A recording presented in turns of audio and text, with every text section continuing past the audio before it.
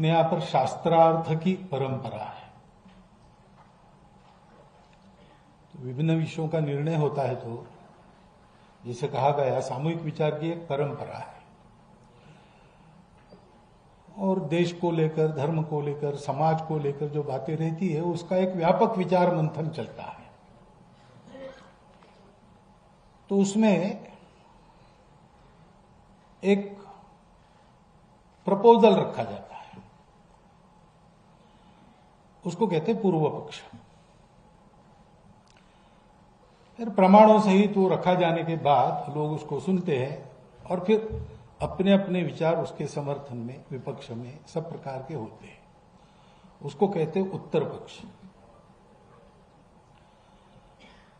अब ये एक मत उसके विरुद्ध मत ऐसा नहीं चलता है।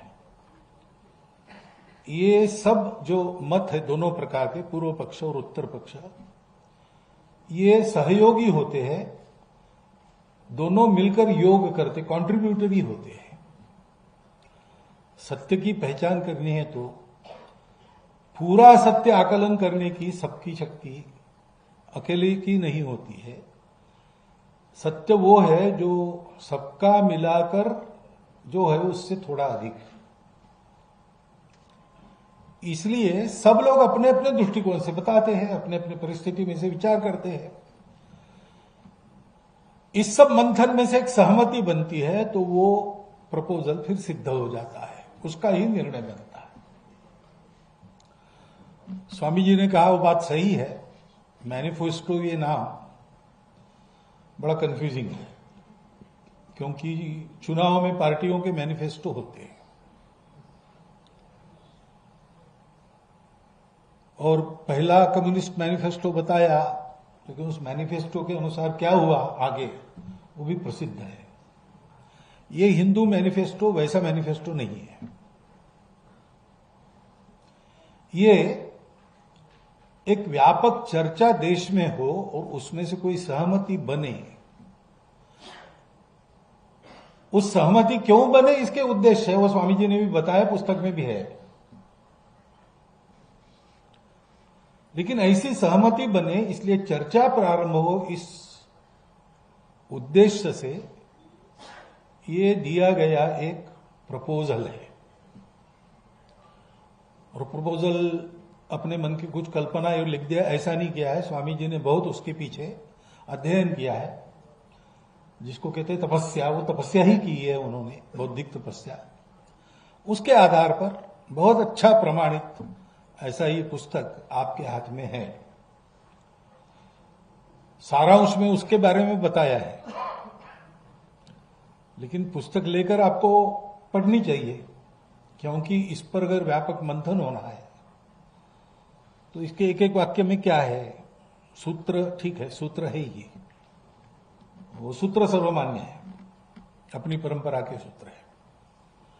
परंतु सूत्रों का जो विवेचन किया गया है उसमें एक एक छोटी छोटी बात, क्योंकि इंटरप्रिटेशंस बदलते हैं, भाष्य अनेक है सूत्रों पर, और अनेक है और अनेक होंगे। तो वर्तमान काल में भी उसके अनेक भाष्य हो सकते हैं और सबका मिलकर जो सहमति बनती है वो फिर निर्णय की तरफ आगे बढ़ने के लिए योग्य हो जाती है। ऐसा ही पुस्तक है। लेकिन ऐसी सहमति क्यों आवश्यक है, उसके दो कारण हैं। पहला कारण है कि विश्व को आज एक नया रास्ता चाहिए। ये कभी दबे आवाज में, कभी जोर से, कभी केवल बोलते हैं, कभी लिखते हैं, लेकिन दुनिया भर के चिंतक इसको समझ रहे हैं, व्यक्त भी करते हैं। क्योंकि जो प्रयोग हुए पिछले 2000 वर्षों में अनेक प्रकार के और मूल विचार के आधार पर, अपनी चालू भाषा में कहना है तो आस्तिक विचार, नास्तिक विचार, जड़वादी विचार, आध्यात्मिक विचार, ये जो प्रयोग हुए वो प्रयोग अयशस्वी हुए। उसमें कुछ तो लाभ हुआ है, लेकिन जिस सुख की आशा में ये प्रयोग है, सुख के लिए ही सब काम करते हैं, सारी जड़ चेतन सृष्टि सुख के पीछे है। तो उसके लिए प्रयोग हुए, उसमें से सुविधा बढ़ी, ज्ञान बढ़ा मनुष्य जाति का, उसमें से कई प्रकार की सुविधाएं भी मनुष्य को मिली और भौतिक सुख भी बहुत मात्रा में बढ़ा। लेकिन यह भी है कि वो सबका नहीं बढ़ा, जिनका बढ़ा उनके लिए किसी का कम हुआ। और ये नियम है, किसी का कम होगा तभी दूसरों का बढ़ेगा। ऐसा हुआ है। संतोष नहीं है, समाधान नहीं है। सुख बढ़ा ऐसा हम भौतिक दृष्टि से कह सकते हैं, लेकिन दुख भी बढ़ा है। नई सुविधाएं आ गई, नए रोग भी आ गए, नई दवाइयां मिली, उसमें से भी नए रोग उत्पन्न हो गए। भूमि के लिए दवाई बनी, भूमि अशुद्ध हो गई। ऐसे कई बातें हो गई है। प्रगति, विकास हुआ, पर्यावरण घटा। पर्यावरण की सुरक्षा करने गए तो विकास की गति पर निर्बंध लादने पड़े। ऐसी कई बातें हैं। और इसलिए विश्व सोचता है कि हमने दो रास्तों का विचार किया, उस पर चलकर देखा, दो प्रकार के, दो दिशाओं का। एक तो विश्व के पीछे जो सत्य है वो जड़ता है कि चेतनता है, दोनों पर चल के देखा। विश्व का घटक यानी विश्व में प्रमुख कौन है, मनुष्य है कि समूह है, दोनों पर चल के देखा। से हर बात में दोनों प्रकार के उपलब्ध पर्यायों में हमने चल के देखा, कुछ नहीं हुआ। तीसरा चाहिए, वो हमारे पास नहीं है, वो भारत के पास है।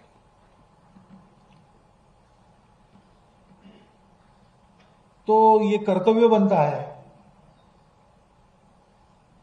विश्व की मनुष्यता के लिए एक नया रास्ता देने का काम, ये भारत का कर्तव्य बनता है। वैसे भी कर्तव्य है, ईश्वर प्रदत्त कर्तव्य है।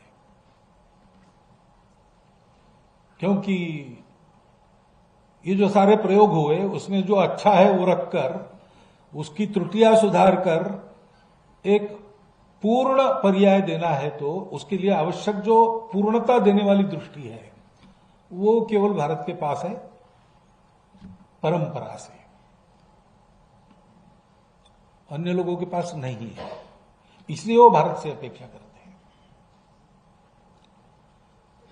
लेकिन दूसरी बात यह है कि अगर ऐसा है तो उस पूर्ण दृष्टि के आधार पर भारत का जीवन खड़ा होना चाहिए। जैसे मैंने कहा कि स्वामी जी ने 8 सूत्र बताए,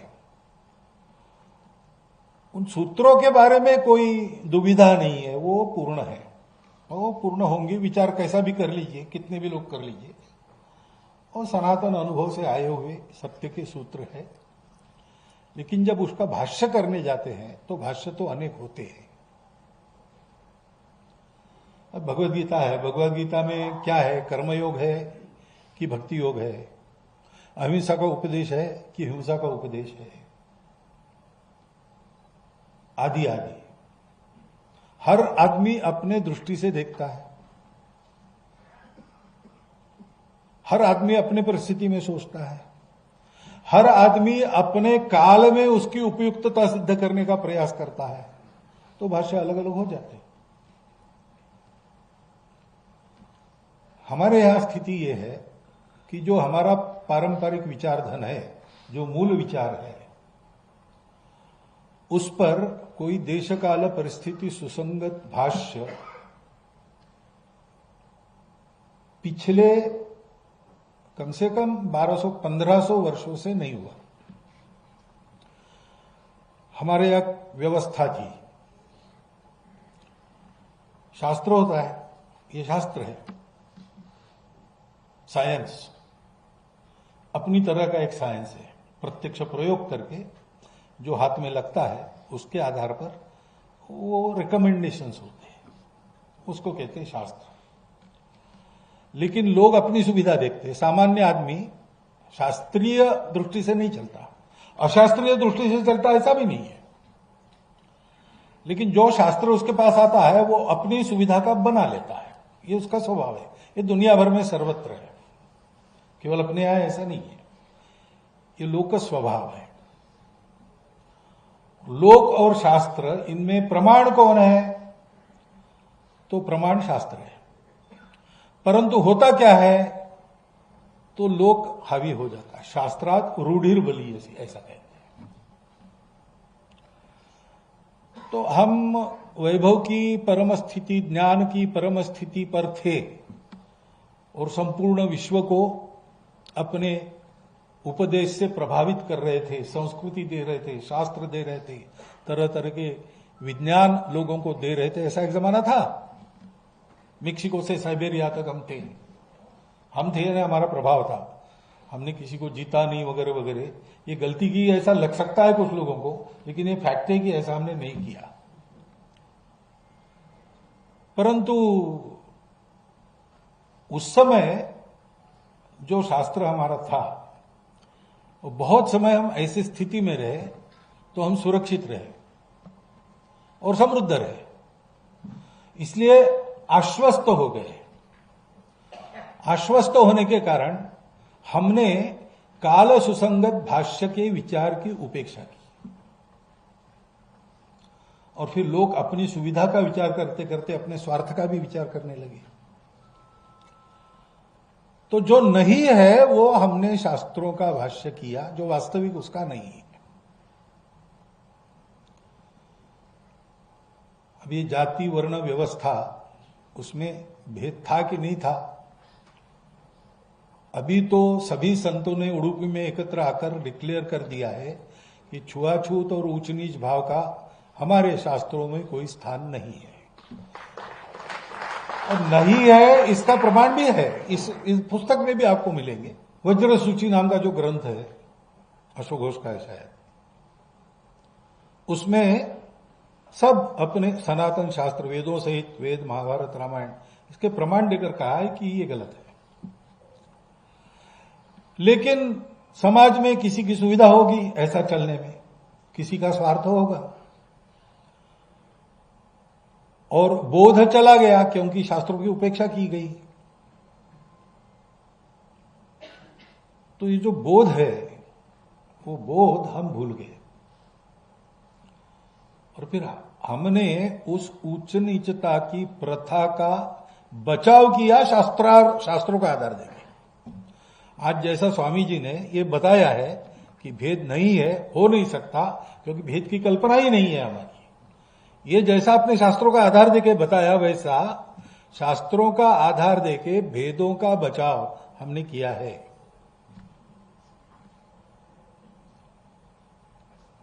तो एक बात तो आवश्यक है कि वास्तव में हमारे शास्त्रों का जो मंतव्य है वो आज के काल सुसंगत संदर्भ में सही ढंग से सामने आना चाहिए। ये पुस्तक वो करेगी, इस पर चर्चा होगी, उसमें से वही आएगा। ये पूर्व पक्ष यही रखा गया है इस पुस्तक में कि हमारे पास भी अपना बहुत सोचा हुआ, सही समझा, अनुभव से पुनीत और पूर्णता से संपन्न ऐसा एक विचार है जो आज भी लागू हो सकता है। आज वो लागू होने की आवश्यकता है, क्योंकि दुनिया को ये सब बताना है तो बोल के बताने से काम नहीं होगा, हमको वो खड़ा करना पड़ेगा। और कुछ काल तक हो सकता है हमको दुनिया के साथ ही चलना पड़े, लेकिन अंततोगत्वा हमको तीसरा अपना पर्याय खड़ा करना पड़ेगा, वो देना पड़ेगा।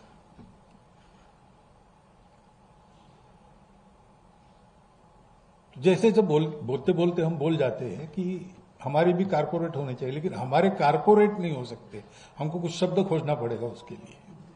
अंतर्राष्ट्रीय व्यापार का नियंत्रण करने वाला बड़ा, क्योंकि कारपोरेट का मतलब है केंद्रीकरण। हमारे यहां तो विकेंद्रीकरण है पहले से, मास प्रोडक्शन नहीं है, प्रोडक्शन बाय मासेस है। अब आज एकदम हमने ऐसा किया तो शायद दुनिया में स्पर्धा है, उस दुनिया में वैसी स्पर्धा नहीं थी, आज है। तो शायद आज हमको कुछ देर ऐसा चलना पड़ेगा, लेकिन उसी से तो शोषण उत्पन्न हुआ है।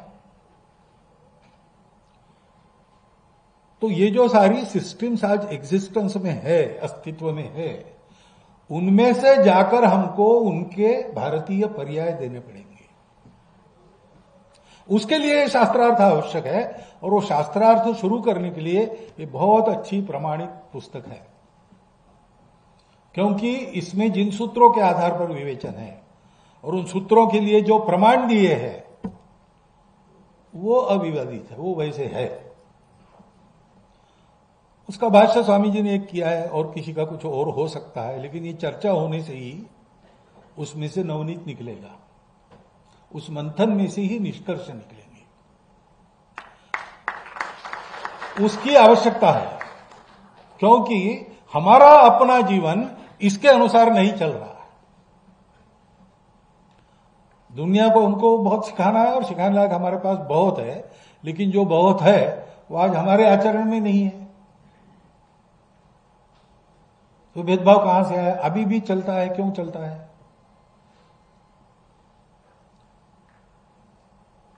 हमारे अस्पष्ट उल्लेख है, अहिंसा ही हमारा स्वभाव है, हमारा मूल्य है अहिंसा। लेकिन हमारी अहिंसा लोगों को बदलने के लिए, लोगों को अहिंसक बनाने के लिए है। तो कुछ लोग तो बन जाएंगे हमारा उदाहरण लेकर, लेकिन कुछ लोग नहीं बनेंगे, और इतने बगड़े रहेंगे, कुछ भी करो वो नहीं होंगे और उपद्रव करेंगे दुनिया का। तो इसके लिए क्या करना है? आपने बताया मुंबई में मैंने रावण का उल्लेख मैंने इसलिए कहा, मैंने कहा कि भाई हम तो किसी के दुश्मन नहीं है, द्वेष वगैरह हमारा स्वभाव नहीं है। तो रावण का भी जो वध हुआ वो रावण के अकल्याण के लिए नहीं हुआ, कल्याण के लिए हुआ। जब ये सिद्ध हुआ कि शिवभक्त रावण है, वेद ज्ञाता रावण है, उत्तम गवर्नेंस करने वाला रावण है, सब प्रकार का उसके पास अच्छा आदमी बनने के लिए जो जो चाहिए वो सब है, लेकिन उसने जिस शरीर और मन बुद्धि का स्वीकार किया है वो ऐसा है कि वो इस अच्छाई को उसके अंदर आने नहीं देगा, और कुछ भी करो उसमें अच्छाई भर नहीं सकते। अब उसको अच्छा बनना है तो एक ही उपाय है, उस शरीर मन बुद्धि को समाप्त करके वो दूसरे शरीर और मन बुद्धि को लेकर आ जाए। तो भगवान ने उसका संहार किया। अब उस संहार को हिंसा नहीं कहते, वो अहिंसा ही है। तो अहिंसा हमारा धर्म है। आतताइयों से मारना खाना, गुंडागर्दी वालों को सबक सिखाना, ये भी हमारा धर्म है।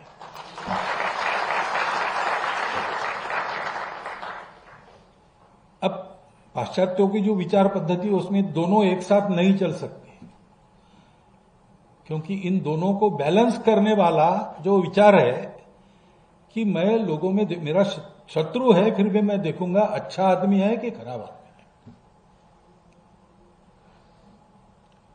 वो बैलेंस नहीं है। शत्रु है या नहीं शत्रु है, वो अच्छा होगा तो भी उसको पूरा मिटा दो। हमारे यहां वो अच्छा है कि नहीं इसको देखते हैं, और कुछ लोगों को थोड़ा दंड देके, कुछ लोगों को ज्यादा दंड देके, कुछ लोगों को दंड दिए बिना सुधार कर अपना, तो जिनका इलाज ही नहीं दूसरा कुछ, उनके कल्याण के लिए उनको बेसिक मटेरियल दूसरा पाने के लिए भेज देते जहां मिलता है वहां। इसमें एक बैलेंस है। अभी हम कभी भी अपने पड़ोसियों की कोई अपमान, कोई हानि नहीं करते, लेकिन ऐसा हम रहते हैं तो भी अगर कोई उतर आए बुराई पर, तो वहां पर अब दूसरा इलाज क्या है? राजा का कर्तव्य है प्रजा की रक्षा करना, राजा अपना कर्तव्य करेगा। दोनों धर्म है।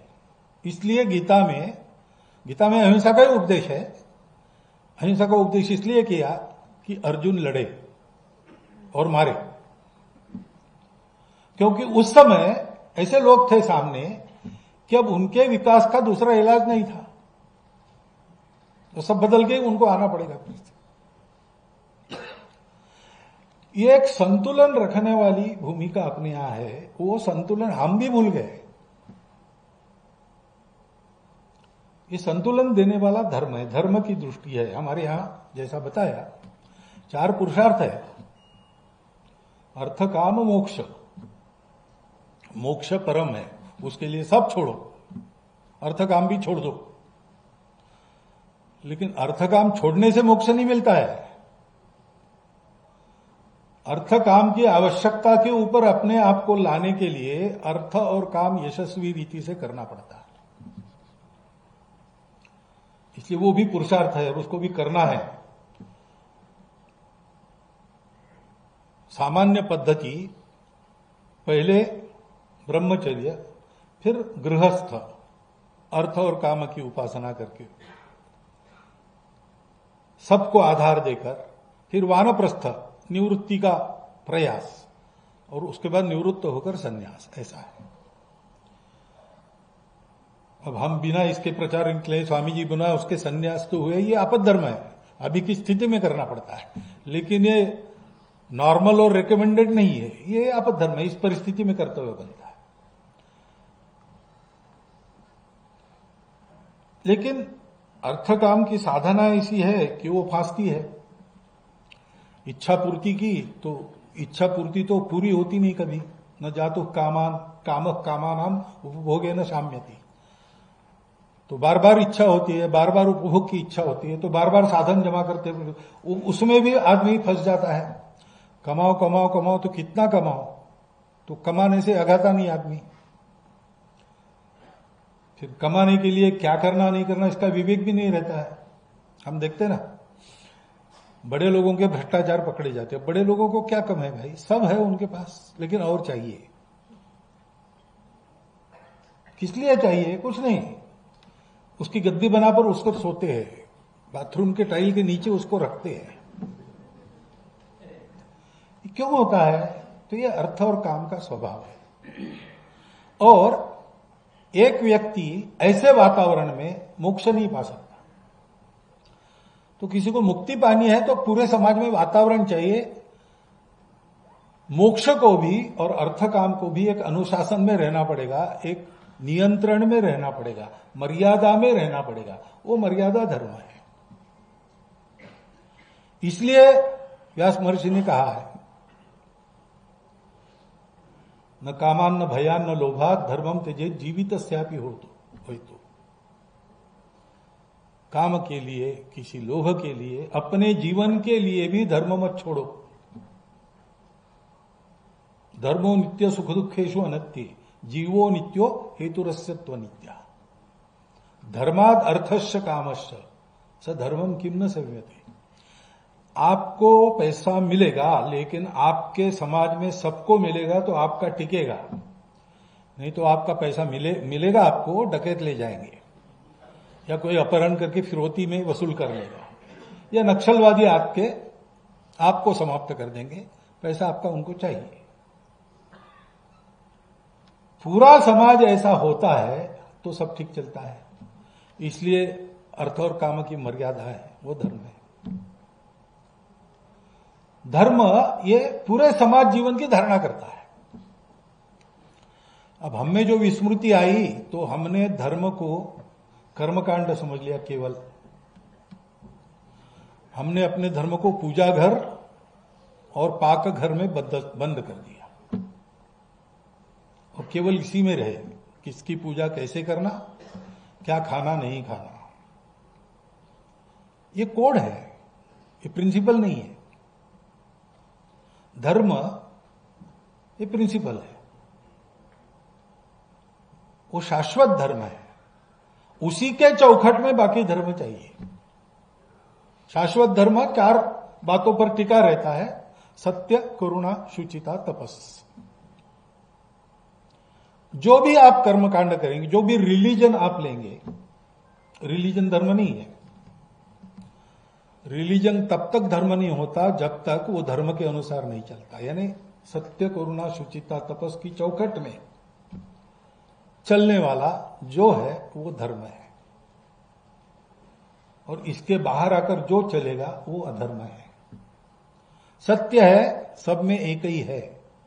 फिर आप अगर उसमें ऊंच नीच देखते हो तो वो अधर्म है, वो सत्य से विपरीत है। ऊंच नीच देखकर आप किसी को छाया से भी दूर रहते हो या उसको रखते हो तो वो करुणा विरहित आचरण है, इसलिए वो अधर्म है। ऐसा आप करते हो तो आपका आचरण पवित्र नहीं रहता, वो अशुचिता हो जाती, इसलिए वो धर्म नहीं है। और ऐसा देखने के बाद भी उसकी स्थिति सुधारने के लिए आप कुछ नहीं करते हो तो आपका तपस्या विरहित जीवन है, करुणा विरहित जीवन है। और इसलिए ये आवश्यक है कि रिलीजन अनेक है और हर जितने आदमी है उतने रिलीजन हो सकते हैं, और देर सवेर आदमी हर रिलीजन में से जाके उचित दिशा में बढ़ता है आगे। अपना अपना रास्ता अपने अपने लिए श्रेष्ठ होता है, सब रास्ते श्रेष्ठ होते ऐसा मैं नहीं कहूंगा, लेकिन मेरा रास्ता मेरे लिए श्रेष्ठ ही है क्योंकि वही मेरे अनुरूप है। तो इसलिए जो मिला है उसमें ठीक रहना, लेकिन जो भी मेरा रास्ता है वो सब रास्तों का सम्मान करने वाला है, किसी को बदलने का प्रयास नहीं करता। और अपना रास्ता श्रेष्ठ है इसलिए उसके बचाव में हम प्राणार्पण भी करते हैं, ये होना चाहिए, इसमें कोई गलत बात नहीं है। लेकिन बाकी रास्तों के प्रति सहिष्णुता नहीं, केवल स्वीकार और सम्मान, वो भी उतना ही ठीक है। तुम चलो अपने रास्ते से, तुम पहुंचोगे। रमन महर्षि के बाद पॉल ब्रंटन आ गए, पॉल ब्रंटन उनके पास गए मिलने के लिए और उन्होंने कहा कि मैं हिंदू हो जाता हूं। रमन महर्षि ने कहा क्यों? तो मुझे अच्छा आदमी बनना है। तो कहा तुम ईसाई हो, तुम ईसाई धर्म पर प्रामाणिकता से चलो तो तुमको वही मिल जाएगा, अच्छा आदमी होना। उसके लिए तुमको कोई परिवर्तन करने की आवश्यकता नहीं। कोई आदमी आके कहता है मैं बनने के लिए तैयार हूं, तो हमारा सनातन महर्षि उसको उपदेश क्या देता है, भाई तुमको जो मिला है उसमें ठीक रहो, उसी में तुम्हारा श्रेय है। यह दृष्टि चाहिए। गुरुदेव रानड़े हो गए, वो कहते थे कि there is a religion on top of every religion, और जब तक हम religion on top of religions नहीं समझते तब तक हम रिलीजन को भी नहीं समझते, हम उसको भटकाते हैं। और वो religion on top of religions यानी आध्यात्मिकता है, स्पिरिचुअलिटी है। वही दृष्टि सब बातों को पूर्ण करती है। तो इन सूत्रों का विचार शास्त्रार्थ बुद्धि से भी होगा, लेकिन आज भी सौभाग्य से अपने देश में जिनका वहां संबंध है, कम ज्यादा होगा लेकिन है, नित्य निरंतर वो सत्य के संपर्क में रहते हैं, ऐसे लोग उपलब्ध है। उनके पास भी ये पुस्तक जाएगी, उनकी पूर्ण दृष्टि से छन कर निकलेगी। ये सारी प्रक्रिया होगी तब हमको अपनी परंपरा के बारे में एक उत्तम निर्णय मिलेगा। वो आना चाहिए, उसकी आवश्यकता है, क्योंकि आज हिंदू समाज को हिंदू धर्म समझने की आवश्यकता है। ये बात अपने हिंदू धर्म संस्कृति को, हिंदू समाज को विश्व के सामने ठीक नजरिए में पेश करने का एक उत्तम साधन है। सारे भौतिक जीवन का भी विचार करने के लिए एक नई वैचारिक दृष्टि सारे विश्व में देने का ये एक उत्तम साधन है। हम सब रिसर्च करने वाले लोगों के लिए उत्तम संदर्भ पुस्तक बनी है। लेकिन इससे भी ज्यादा हिंदू समाज इसका अध्ययन करे, विचार करे, सोचने वाले लोग, ऐसे जो साक्षात्कारी लोग हैं, वो इस पर अपना मत व्यक्त करें, तो हम लोगों को हमारी परंपरा शुद्ध स्वरूप में क्या है वो पता चलेगा और उसका एक काल सुसंगत रूप हम खड़ा कर सकेंगे। वो काल सुसंगत रूप लोग रखते हैं तो सामान्य लोगों के मन में शंका आती, जो शास्त्र विरुद्ध हो जाएगा। तो पुस्तक बताएगी वो शास्त्र विरुद्ध नहीं है, शास्त्र में ये सूत्र है, उसका ये अर्थ है। ये प्रक्रिया होने के बाद उस अर्थ की मान्यता हो गई है। तो हिंदू कहीं भी हिंदू शास्त्र अस्पृश्यता नहीं बताता, ऊंच नीच नहीं बताता, ये काम हल्का वो काम बड़ा ऐसे नहीं सोचता। ये आत्मविश्वास पूर्वक सामान्य आदमी समझेगा और उस पर चलेगा। धर्म आचरण की बात है। हिंदू धर्म को पुस्तक की बात नहीं मानता। आचारात प्रभवो धर्म ऐसा कहता है। मुझे इस पुस्तक का सर्वाधिक महत्व इसमें लगता है कि योग्य आचरण करने के लिए एक तथ्यपूत, शास्त्रपूत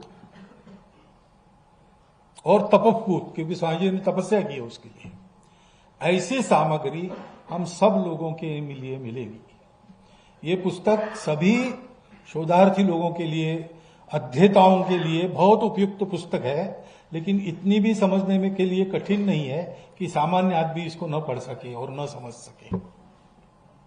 इसलिए पुस्तक, यद्यपि बहुत सारी बातें सारांश में आपको आज पता चली पुस्तक के बारे में, आपको खरीद कर इसको पढ़ना चाहिए और खरीदवानी चाहिए सबसे, तो फिर इसका प्रचार प्रसार होगा, एक पुनर्विचार होगा, अपने जीवन की काल सुसंगत एक रचना सामने आएगी।